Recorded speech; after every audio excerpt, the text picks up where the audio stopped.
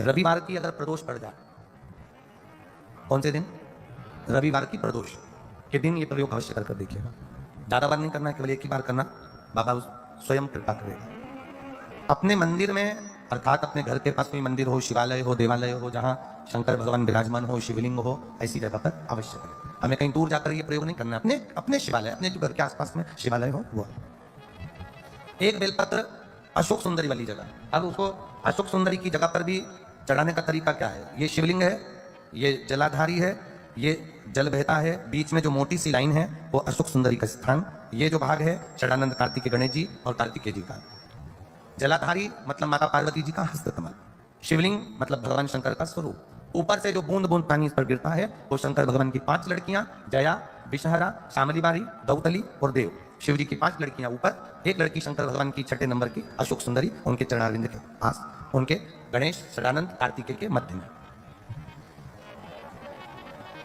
जब हम बेलपत्र चढ़ाएंगे तो उस बेलपत्र को चढ़ाते समय आपकी जो बेलपत्र की डंडी है वो बेलपत्र, रविवार प्रदोष के दिन का ये उपाय है, मतलब ये बेलपत्र की जो डंडी है इस डंडी का भाग शिवलिंग की ओर होना चाहिए। ये जो डंडी है इसका भाग अशोक सुंदरी पर चढ़ाएंगे तो शिवलिंग की ओर इसका भाग होगा।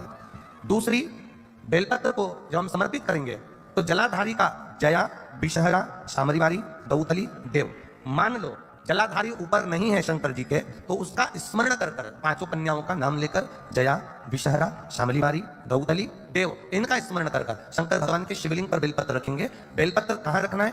आप अगर यहां बैठे हो तो आपके विपरीत में डंडी का मुख होना चाहिए। ये बेलपत्र की जो डंडी है इसका मुख आपके विपरीत में हो। आप यहां बैठे हो तो डंडी उधर होगी, आप इधर बैठे हो तो डंडी का मुख इधर होगा, आप उधर बैठे हो तो डंडी का मुख इधर होगा, आपके ठीक विपरीत की ओर डंडी का मुख हो। ये 2 जगह बेलपत्र समर्पित करने के बाद तृतीय बेलपत्र शिवलिंग की जो जलाधारी है जहां पर भगवान शंकर का शिवलिंग रखा है वहां स्पर्श कराकर, केवल छुआना है, स्पर्श कराकर बेलपत्री के पेड़ के नीचे ही कोई कंकर हो, कोई शंकर हो या कोई मिट्टी का ढेला हो, नी हो तो वहीं मिट्टी को थोड़ी सी ऊंची कर कर एक बेलपत्र बैठकर इस बेलपत्री की डंडी जड़ की ओर, मतलब जो वृक्ष होता है उस ओर इस डंडी का मुख होना चाहिए। ये 3 रविवार के प्रदोष के दिन शंकर भगवान पर चढ़ाई गई बेलपत्र से हमारा गया हुआ धन भी पुनः आने का रहता है और हमारा जो व्यापार बार बार बंद हो रहा है शिव की कृपा से एक बार चालू तो चालू हो ही जाता है। वैवाहिक जीवन में कहीं तकलीफ आ रही है और हो सकता है आपके विवाह के समय पर कुछ ऐसा योग बना हो कि वैवाहिक जीवन में तकरार इतनी हो रही है, क्लेश इतना हो रहा है कि दोनों एक दूसरे का मुंह देखना पसंद नहीं कर रहे। 8 दिन अच्छे से रहते हो, 15 दिन लड़ाई करते हो, 15 दिन अच्छे से रहते हो, फिर 8 दिन लड़ाई करते हो। तो उस वैवाहिक जीवन को सुखमय बनाने के लिए लिंग पुराण कहती है महाराज, किसी भी लाल फूल का रस, काय का रस, किसी भी लाल फूल में जान लो तो अपन समझ लो गुलाब की पत्ती का ही रस ले लीजिए। और सहज भाषा में अगर कहें तो कहें गुलाब की पत्ती का रस तो हम कह देंगे कि वो गुलाब जल ही समझ लो, ठीक है, सहज भाषा में। तो कहा किसी भी एक पुष्प की पत्ती का रस, जिसका कलर कौन सा होना चाहिए? लाल। लाल पुष्प की पत्ती का रस लेकर भगवान शंकर पर महाराज जिस दिन रविवार का प्रदोष पड़े उस दिन शाम के समय प्रदोष काल में शंकर भगवान पर चढ़ाकर मां जगतजननी के चरणों में उस रस को समर्पित कर दिया जाए और उसी रस को लाकर पति और पत्नी अपने नयनों से एक ही आसन पर बैठकर नेत्रों से लगा लें। उस पति पत्नी में कभी झगड़ा नहीं हो सकता, क्लेश नहीं हो सकता और दोनों आनंद में जीवन निकाल सकते हो। तलाक भी हो रहा है तो उनको भी करा सकते हो, वो तलाक छूट जाए। शिव कथा कहती है प्रदोष के दिन, प्रदोष काल में शिव जी के नाम का स्मरण प्रत्येक को कर लेना चाहिए। और एक नंदीश्वर शिव महापुराण से एक बात सीख कर जाइएगा। अगर आपको लग रहा है कि दुख समाप्ति नहीं हो रहा है, एक बीमारी से उठे दूसरी बीमारी में लग गए, फिर कोई दुख आ गया, फिर कोई दुख आ गया, फिर कोई तकलीफ आ गई, फिर कोई तकलीफ आ गई, बार बार आपको लग रहा है कि दुख पीछा ही नहीं छोड़ रहा, तो नंदीश्वर शिव महापुराण की कथा आपको कह रही है प्रदोष के दिन, प्रदोष काल में 2 जगह दिए लगाना प्रारंभ कर दो।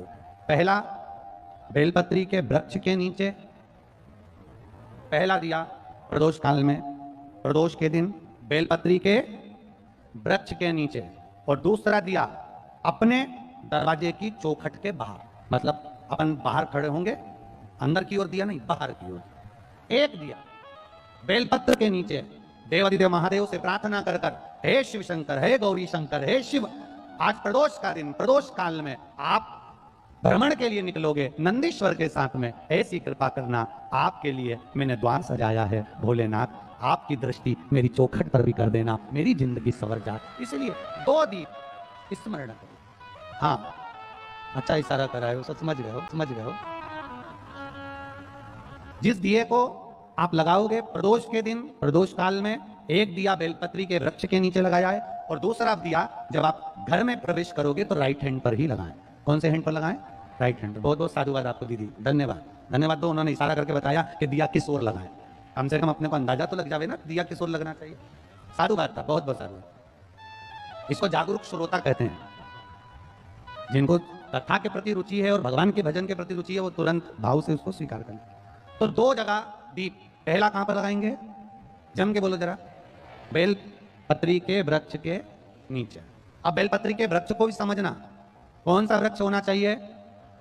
जो आप खड़े हो, दोनों हाथ ऊपर हो, उस हाथ तक भी उसकी पत्ती को स्पर्श ना हो पाए, मतलब उसकी छाया हमारे पूरे शरीर पर पड़े, तो बेलपत्री के वृक्ष की मूलता का आनंद है। जो छोटे बेलपत्री के वृक्ष होते हैं, छोटे छोटे जो पौधे होते हैं बेलपत्री के, इनको जल डालकर, खाद डालकर सिंचित करो, बड़ा करो, उनको पोषित कर कर, बड़ा कर कर कहीं अच्छी जगह उनको लगाओ।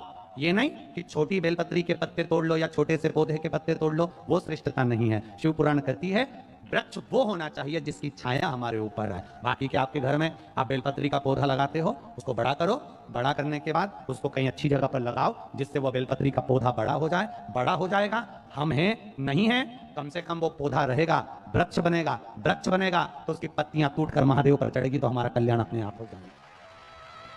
उसमें लगाइए, आप वो बेलपत्री के पौधे को बड़ा करिए, उसको लगाओ,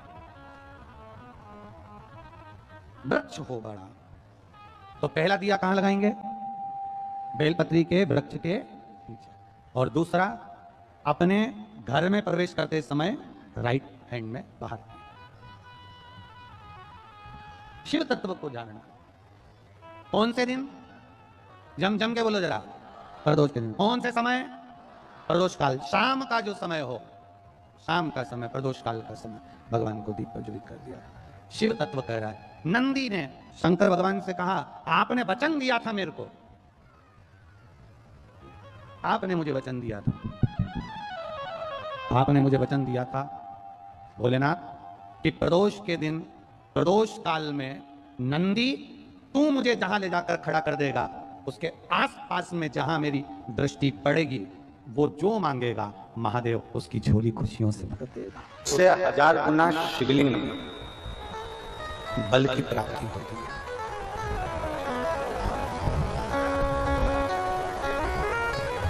प्रदोष के दिन यदि आपको कहीं से शमी पत्र मिल गया, प्रदोष के दिन यदि कहीं से आपको शमी पत्र मिल जाए, और प्रदोष काल में, प्रदोष का जो समय होता है, शाम का जो समय होता है प्रदोष काल, 4 प्रदोष 5 प्रदोष आप कर देखिएगा कि आपका कोई काम है, कोई नौकरी के लिए आप अप्लाई कर रहे हैं, कोई समस्या बड़ी विकट आ गई है, कोई तकलीफ, बड़ा गला पकड़ रहा है, कोई तकलीफ विकट आ गई है, कोई समस्या विकट आ गई है, प्रदोष के प्रदोष काल, अगर एक शमी पत्र भी आप घर के शिवलिंग को, अब ये करने के लिए आपको मंदिर के शिवलिंग नहीं जाना, अपने घर में जो शिवलिंग, चाहे वो स्फटिक का हो, पादप का हो, कंकर शंकर का हो, लकड़ी का हो, जो शिवलिंग तुम्हारे घर में, कांच का हो, चाहे वो नर्मदा के कंकर का हो, नरवरेश्वर हो, पाषाण का हो, जो शिवलिंग, चांदी का हो, सोने का हो, तांबे का हो, पीतल का हो, जो शिवलिंग तुम्हारे, एक शमी पत्र यदि आप भगवान शंकर के शिवलिंग पर समर्पित कर रहे हो, और उस शमी पत्र को उठाकर रात्रि को 9:15 की जो एक मुहूर्त होता है, एक समय होता है, जिस समय पर हम अपने मन की बात भगवान शंकर को कहते हैं, पूर्व में भी इसका वर्णन हम कर चुके हैं कथाओं में। उस 9:15 पर वो शमी पत्र को उठाकर एक कागज में, एक कटोरी में उसको रख देते। 4 या 5 प्रदोष के उस शमी पत्र को अपने पास में रखिए और जिस कार्य के लिए जा रहे हो उसको जेब में ऊपर के भाग में उसको रखकर लेकर जाइए। आपका वो कार्य सफल होकर ही रहेगा, रुक नहीं सकता। आपको एक कथा में कहा था,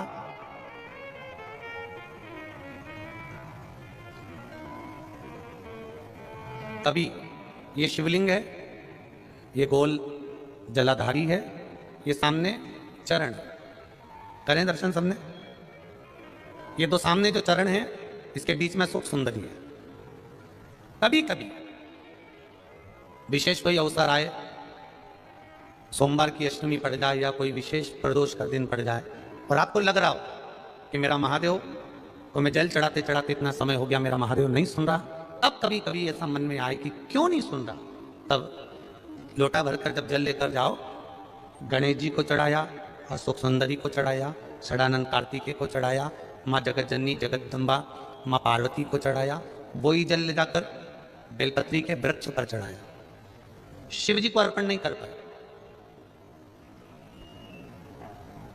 और सरल भाषा में समझ लो इसको, किसी किसी माता को आपने देखा होगा, किसी किसी व्यक्ति को आपने देखा होगा कि वो शिव मंदिर में जाता है, शिव जी को भले जल नहीं चढ़ाता है, और शंकर भगवान के मंदिर में जाकर इतनी सफाई कर देता है, जहां शंकर भगवान का कहीं बेलपत्र वगैरह पड़ा हुआ है उसको उठाएगा, बीनेगा, फिर यहाँ से धोएगा, श्रृंगार करेगा, यहाँ से साफ करेगा, साफ करके जो पानी जा रहा है वहां साफ करेगा, साफ करके एकदम क्लीन करके फिर शंकर भगवान को पोंछ कर, स्नान कराकर, जल चढ़ाकर फिर उनका श्रृंगार करता रहता है। कभी कभी आपके साथ में भी ऐसा होगा, आपने भी करा होगा, ऐसा नहीं कि नहीं करा।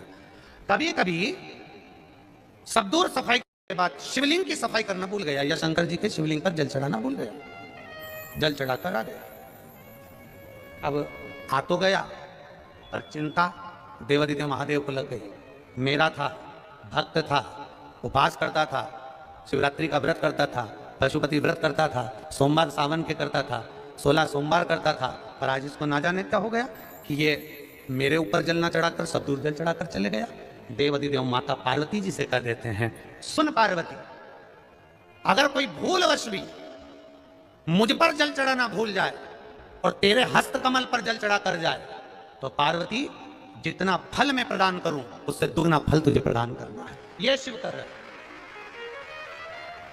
और इसका प्रमाण कहां पर मिलता है? इसका प्रमाण मिलता है महाभारत में, इसका प्रमाण मिलता है श्रीमद् भागवत कथा में। भीम, दुर्योधन और जरासंध, तीनों ने तप करा, तीनों बैठे हैं अलग अलग शंकर भगवान का भजन करने के लिए, और तीनों शिव जी का भजन कर रहे हैं, तीनों शंकर भगवान का गुणगान कर रहे हैं, तीनों शिव जी का तप कर रहे हैं। और तप करते करते करते करते करते करते भीम को लग गई भूख, चले गया भोजन करने। जैसे ही भोजन करने गया तो कुछ खाने का तो मिला नहीं, केले के पेड़ पे से केला लिया, छील छील के खाकर फेंक दिया, बैठ गया। इतने में देवादिदेव महादेव प्रकट हो गए, और महादेव प्रकट होकर तुरंत मेरे शंकर भगवान ने प्रसन्न होकर प्रकट होकर दुर्योधन और जरासंध को देखा और दोनों से पूछा, तुम्हें क्या चाहिए मांगो। दुर्योधन और जरासंध ने कहा, हमको 100 हाथियों का बल दे दो। शंकर भगवान ने कहा, 100 हाथियों का बल? तथास्तु। शंकर भगवान ने तथास्तु तो कह दिया। भीम बैठकर केला खा रहे थे और जरासंध और दुर्योधन जाते जाते हंस दिए। बताओ, इस खबड्डे को देखो, हफ्सी को देखो, खाने के चक्कर में इसको आशीर्वाद नहीं मिला और हमको 100 हाथियों का बल मिल गया। किसी पर मत हंसना। दुर्योधन और जरासंध भीम पर हंसे थे, और दुर्योधन और जरासंध भीम पर हंस दिए। भीम का मुंह उतर गया, चेहरा उतर गया, केला छोड़ा, भीम तप करने चले गए। तप करने गया तो भीम जान गया कि मैं अब तप करूंगा तो महादेव का नहीं करूंगा, पार्वती जी का करूंगा। अभी आपको कथा में कहा था कि केवल जलाधारी भी अगर आप स्पर्श कर कर बेलपत्री आदि आदि जो निर्माल्य पड़ा हुआ है उसको उठाकर, बहुत बड़ा दोष है एक, शायद आपने भी जिंदगी में कभी करा होगा, अब कर दिया हो, अब मत करना। कौन सा दोष? जैसे ये शिवलिंग, ये जलाधारी, ये मिट्टी का दिया चलता हुआ, लोग भगवान को दिखा के, जो ये जलाधारी होती है ना, इसकी जो किनोर होती है ना, कई लोग उस दिए को इस किनोर पे रख देते हैं। कई लोग नारियल को, श्रीफल को इस हस्त कमल पे जहां शिवलिंग रखा हुआ है यहां रख देते हैं। ये दोष है, ये शिव महापुराण का दोष है। शिव पुराण कहती है अगर पशुपति व्रत कर रहे हो, आप कोई व्रत कर रहे हो, कोई कामना कर रहे हो, तुम्हारे पास में अगर श्रीफल, पशुपति व्रत करने के बाद 5वें दिन भी अगर तुम श्रीफल चढ़ा रहे हो तो वो श्रीफल ये जलाधारी पर नहीं रखना है। उस श्रीफल को भेंट के साथ में शंकर भगवान की जलाधारी शिवलिंग इसके ठीक सामने नीचे जमीन पर रखना है। उसका फल ये होता है कि तुमने जो पशुपति व्रत करा, शंकर भगवान ने उसको स्वीकार कर लिया और वर प्रदान कर दिया। जैसे संध्या काल में लगाया गया दीप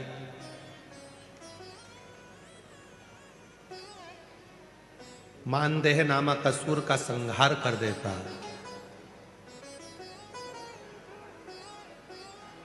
प्रतिदिन एक नियम बनाकर रखना चाहिए कि रोज शाम के समय पर अपने घर में प्रदोष काल के समय पर एक दीप जरूर लगाना चाहिए। और यदि बेलपत्र का वृक्ष है तो उस बेलपत्र के वृक्ष के सामने भी एक दीप अवश्य लगाना चाहिए।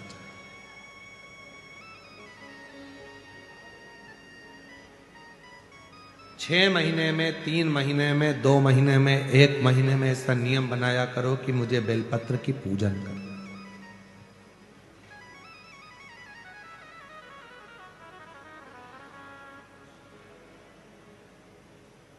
स्वयं माता लक्ष्मी जी ने भगवान नारायण को पाने के लिए बेलपत्र का पूजन किया।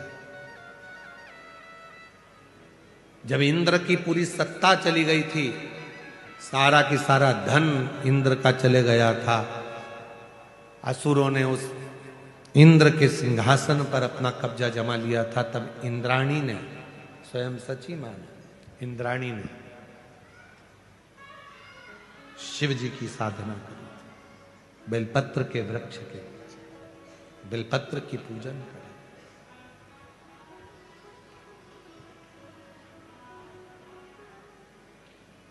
कभी दिल कर जाए तुम्हारा तो कभी महीने में, 1.5 महीने में, 2 महीने में बेलपत्र के पेड़ के नीचे जल लेकर बैठो। बेलपत्र के वृक्ष के नीचे दूध नहीं चढ़ाना, बेलपत्र के वृक्ष के नीचे दही नहीं चढ़ाना, शहद घी नहीं चढ़ाना।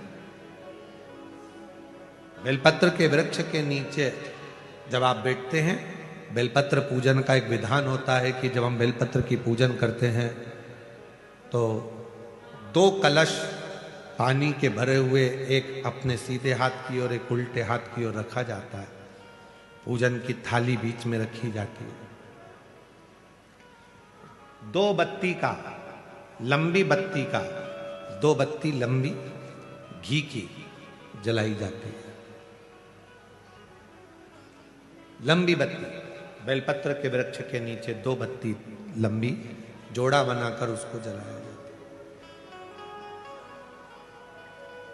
फिर दोनों हाथ में कलश में जल है, बेलपत्र के वृक्ष के नीचे दोनों हाथों का जल धीरे धीरे शिव जी का स्मरण कर कर, नारायण लक्ष्मी का स्मरण कर कर, मां आदि शक्ति गौरा का स्मरण कर कर, रिद्धि सिद्धि गणेश का स्मरण कर कर उसको चढ़ाओ। प्रार्थना करो, विनय करो, मेरे जीवन में बहुत कष्ट है, उसको मिटाना है आपको। शिव आपसे प्रसन्न होते हैं, वैसे मेरी जिंदगी भी प्रसन्न करना है आपको। जल चढ़ाकर दोनों पात्रों का थोड़ा थोड़ा जल कलश में बचा लेना है, पूरा पात्र खाली नहीं करना है, दोनों को वापस रखना है। और थोड़ी सी हल्दी पीसी हुई शिव जी के उस बेलपत्र पर लगाएं, थोड़ा कुंकुम वो भी बेलपत्र पर लगाएं। 7 दाने अक्षत के, केवल 7 दाने अक्षत के बेलपत्र को छुआकर अपनी थाली में रख लें। घर पर जब जाएं तो वो 7 दाने अक्षत के और बेलपत्र के वृक्ष में जो चढ़ा हुआ थोड़ा सा जल बचाकर लाए हो, वो घर में छींट कर 7 दाने पूरे घर में डालना प्रारंभ करें। महीने में, 2 महीने में, 3 महीने में एक बार करिए। जीवन में किसी के आगे हाथ फैलाने की जरूरत नहीं पड़ेगी, इतनी संपदा बाबा ने। इतनी संपदा है। बेलपत्र की महत्वता को लोग जानते नहीं है। एक प्रदोष की महत्वता, एक बेलपत्र की महत्वता। अभी हमने पहले भी कहा, एक कथा प्रदोष काल की रह गई है। एक बार हम दिल्ली बाच रहे थे पर वो पूरी नहीं हो पाई क्योंकि पानी आ गया था। हम प्रयास कर रहे हैं उस कथा को कुबेरेश्वर धाम पर, क्योंकि उसमें प्रदोष काल की कथा में टेंट नहीं लगता। वो प्रदोष काल की जो कथा होगी सीहोर कुबेरेश्वर धाम में, उसमें टेंट नहीं लगेगा, उसको खुले मैदान में बांचना पड़ता। आप और हम सब खुले मैदान में बैठकर प्रदोष काल में उस कथा को सुनेंगे और उसमें प्रदोष की महत्वता को जानेंगे। और हमारी तरफ से हम तो आज प्रकाश जी आपको भी, दीना भाभी जी आपको भी, दोनों को निमंत्रण दे रहे हैं। जब भी सीहोर में जब कथा हो प्रदोष काल की, तो एक दिन कम से कम आप लोग आकर उस कथा की पूजन आपको भी करना रहे। प्रदोष काल की कथा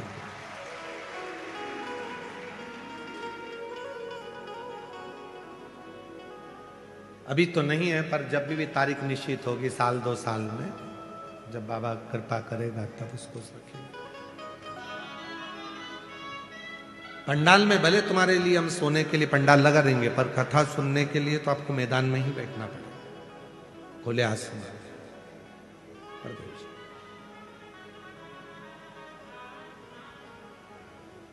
शिव तत्व को जान, बेलपत्र की महत्वता को जिसने जान लिया, आज लोग बेलपत्र को जान रहे हैं कि बेलपत्र खाने से शुगर, बीपी, थायराइड जैसी बीमारियां भी ठीक हो जाती हैं। उस बेलपत्र की महत्वता को जाने। और फिर निवेदन है, आपके शरीर में कष्ट है तो बेलपत्र का सेवन करो। रोज रोज बेलपत्र वैसे ही नहीं खाना। कई बार बेलपत्र खाने से मुंह में छार छारपन आ जाता है, कई बार मुख का स्वाद भी कम हो जाता है बेलपत्र खाने से। तो निवेदन है, रोज रोज ना खाइए, जब जरूरत है। और जरूरी नहीं कि आप 3 पत्ती यहां से जो बेलपत्र दी जाती है 7 दिन तक जो रोज एक बेलपत्र दी जाती है, वो तो खाने के लिए दी जाती है। पर समापन के दिन की बेलपत्र तो खाने की नहीं रहती, उसको तो ले जाकर लोग लाल कपड़े में बांध अपने घर में रख देते हैं तिजोरी में। आखिरी दिन की बेलपत्र तो वैसे भी तिजोरी का भंडार के लिए होती है। तो जो बेलपत्र होती है, जरूरी नहीं कि तुम पूरी बेलपत्र खाओगे तो दवाई असर करेगी। बेलपत्र का अग्रण्य भाग का थोड़ा सा पत्र भी यदि हम पा लेते हैं, उसको ग्रहण करते हैं, तो वो भी उतना असर करता है। और रोज खाने की जरूरत नहीं है। रोज अगर शिव मंदिर जा रहे हो, शिवालय जा रहे हो, शंकर जी के मंदिर जा रहे हो, देवालय जा रहे हो, तो बेलपत्र लाओ, वहां से मना नहीं है। उसको इकट्ठा करो, एकाग्रित कर कर सुखा लो। सुखाकर रोज शिव जी की चढ़ी हुई बेलपत्र को सुखाकर फिर उसका चूरा बना लो। जब तुम्हें लगे कि शुगर गड़बड़ हो रही है, बीपी गड़बड़ हो रहा है, थायराइड गड़बड़ हो रहा है, तो एक चुटकी उसमें से लेके निगल लो, पानी पी लो।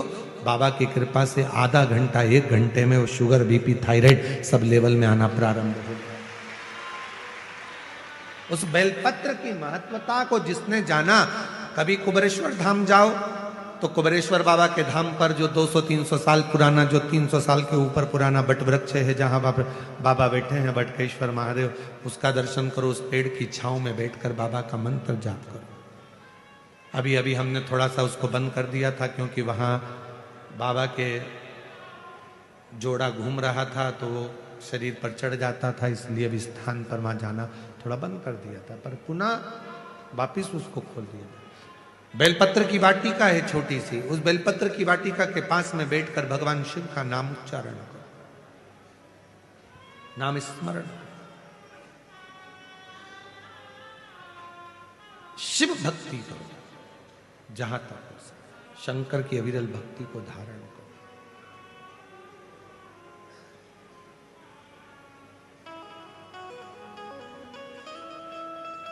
शिव की साधना, आराधना जीवन को सुख देती है। बेलपत्र का वृक्ष का पूजन अर्चना हमें आनंद प्रदान करती है।